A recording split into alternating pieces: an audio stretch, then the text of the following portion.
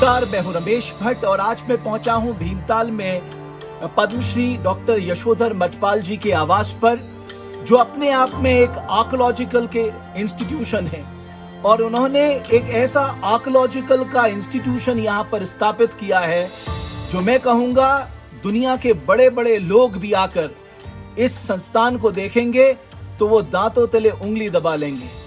अपने जीवन को न्यौछावर कर देना, किसी काम के प्रति इतनी लगन और आने वाले भविष्य में जो लोग भी आर्कोलॉजी के क्षेत्र में काम करना चाहेंगे उनके लिए किसी पितामह से कम नहीं है। डॉक्टर यशोधर मठपाल जी, आपका बहुत बहुत स्वागत है। आपने ये अद्भुत काम किया है, थोड़ा सा इसके बारे में बताइए, ये आपकी जर्नी कैसे शुरू हुई? मैंने 1983 में यहाँ भीमताल में आकर के इस संग्रहालय की स्थापना की, जबकि मैं पुरातत्व में तो उससे पहले मैं रहा हूँ पूना में और मैंने पुरातत्व में ही पीएचडी किया है। और इसके सिवाय मेरा जो विशेष क्षेत्र रहा है गुफा कला का, उस पर भी मैंने यहाँ काम किया, उत्तराखंड की गुफाओं पर। तो सन 83 में मैं यहाँ आ गया था और छोटे से संग्रहालय के रूप में हमने इसको मतलब एक ही कमरे में शुरू किया और माननीय मुख्यमंत्री तिवारी जी ने इसका उद्घाटन किया था 1984 में। और उसके बाद से यहाँ संग्रहालय हमारे अपने ही प्रयत्नों से बढ़ता रहा, क्योंकि मैं पुरातत्वविद के साथ मैं चित्रकार भी हूँ, तो इसलिए बहुत सारा काम जो चित्रकारी के लिए खर्च करना पड़ता था उसमें कोई खर्चा नहीं आया। मैंने सुना आपने 30 साल गुफा में बिताए। जी हाँ, मैंने गुफाओं में करीब 400 गुफाओं में काम किया। मैंने 400 गुफाओं में काम 400 किया? गुफाओं में। और कहाँ? उत्तराखंड में काम किया, करीब 60 गुफाएं उत्तराखंड में हैं, छोटी बड़ी जो गुफाएं हैं। और इसके सिवाय उत्तर प्रदेश में मिर्ज़ापुर क्षेत्र में मैंने काम किया और मेरा मुख्य काम रहा मध्य प्रदेश में।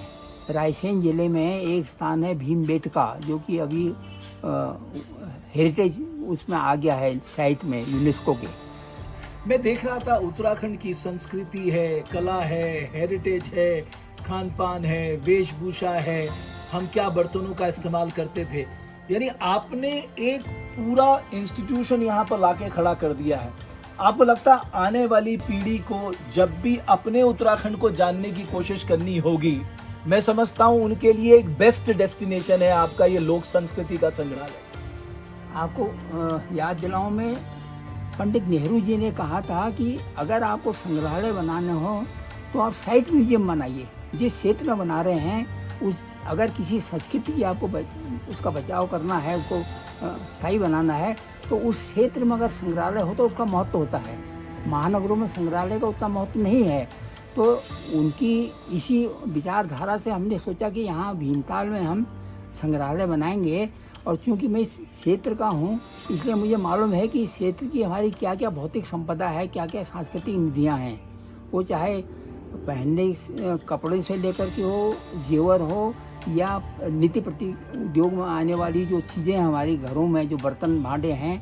और इसके सिवाय हमारा जो त्यौहार, उत्सव और परंपराएं, क्योंकि उत्तराखंड को अब तो पुरातत्व वाले भी मानते हैं कि उत्तराखंड ही आर्यों का मूल निवास है, तो इसलिए यहाँ की संस्कृति बहुत पुरानी है। बिल्कुल। और वैदिक काल में भी यहाँ ऋषि मुनि रहे और उसके बाद उपनिषद काल में रहे और भगवान बुद्ध के समय में भी यहाँ बौद्ध भिक्षु रहे। तो मैंने सारा एक पुस्तक भी लिखी उत्तराखंड में बौद्ध धर्म। तो यहाँ पर और तो आपने एक म्यूजियम के एक छत के नीचे सब कुछ दिखाया है। सब कुछ दिखा। अब डॉक्टर यशोधर मठपाल जी, मुझे ये बताइए अब आपकी सोच क्या है? इंस्टीट्यूशन में जहाँ तक आपने देखा होगा कि बहुत बड़े बड़े शहरों में भी, विदेशों में भी इतने बड़े संग्रहालय नहीं है। यहाँ 100 फीट लंबी और 30 फीट चौड़ी 4 मतलब दीर्घाएँ हैं।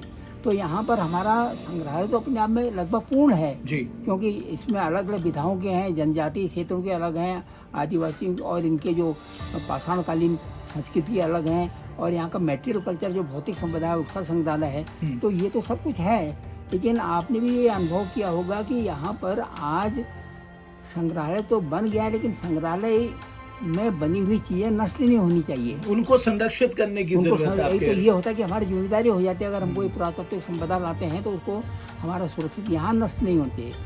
तो इसकी देखरेख के लिए भी मेंटेनेंस के लिए हमारे पास स्टाफ बिल्कुल नहीं है। तो अभी सबसे बड़ी जो आवश्यकता है कि भाई यहाँ पर जो 10 इतने बड़े संग्रहालय में करीब 20 लोगों का मतलब उनको आजीविका मिल सकती थी। गढ़वाल में श्रीनगर का विश्वविद्यालय का जो संग्रहालय है उसमें 22 लोग हैं, जबकि एक ही कमरे में हैं। तो इसलिए यहाँ पर एक तो यह है कि स्थानीय लोगों को भी रोजगार मिलता, और दूसरा थोड़ा हमको सुविधा हो जाती है, हेल्पिंग हैंड हो जाता है कि जो हमें सफाई का या उनका, क्योंकि यहाँ बरसात में भी देखना पड़ता है। पिछले साल कोरोना से हमारे बहुत सारे चित्र नष्ट हो गए यहाँ, क्योंकि हमने देखे नहीं। बिल्कुल डॉक्टर मठपाल, मैं आपके भाव को समझ गया।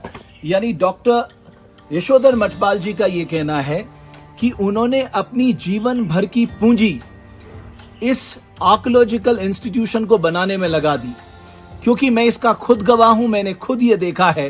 अब ये जिम्मेदारी सरकारों की बन जाती है कि एक व्यक्ति ने अपनी निष्ठा से, लगन से, अपना सब कुछ लगाकर एक ऐसा संस्थान खड़ा किया है जो भारत की आने वाली पीढ़ी को एक नया रास्ता दिखाएगा।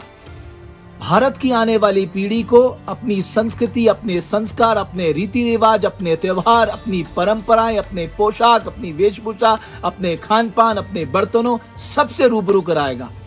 तो देखना यह होगा कि अब आने वाले समय में सरकारें इसको संरक्षित करने के लिए किस तरह की पहल करती हैं। बहुत बहुत धन्यवाद आप।